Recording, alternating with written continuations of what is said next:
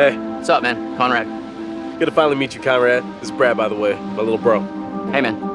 Want to crack a cold one with me? Specifically, when we were first talking about the project, you can be very literal and say, well, this is a haunted ship and there's all these things. But I also think that there's a psychological element to this and a spectral sort of element. So to me, there's a lot of ghost stories that play into this. I found that each character, their fears and their horrors are manifested in their own way. So there's things where it's a very spooky ghost thing. There's also zombie-ish style horror elements. So to me, it picks a lot of great imagery from like very specific horror films and sort of combines it all. So there's a lot of influence, I think, which is cool. Maybe I never heard about such cool ghost stories. They're not cool ghost stories. Not like for fun.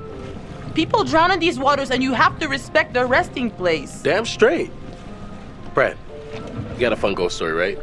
I've also had some very strange supernatural experiences, I guess you could say. I stayed in a hotel in Romania when I was an adult, a man, and the room was haunted. I swear the room was haunted. I had something walking around my room, footsteps around my bed every night. The 40 days I was staying there, glasses would clink in the middle of the night. I didn't see anything.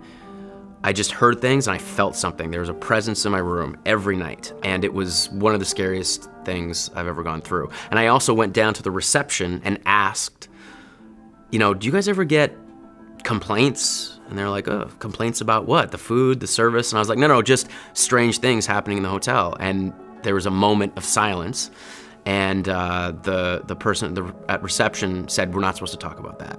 And that was the end of it. So it was very scary. So gross. Horrible. Hey-oh. You have me going. Pretty cool. I didn't actually know that much about the myth that the game is based on until I heard the title of the game and I looked it up and I started reading about it. And it's fascinating. Look at this.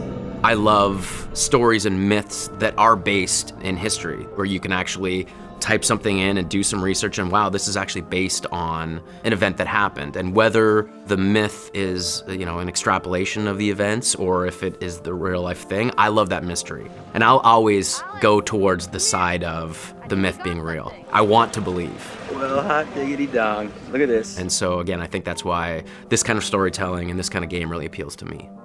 We should all turn in. There's some weather heading our way. No, because according to standard vessel regulation, we're all required one more beer before hitting the hay. Uh-huh. Where'd you read that? The internet. Oh, so you found a website that tells you to drink beer under every circumstance. I'm just following orders, ma'am. I'm into this website. 10-4, good buddy. And I'm out.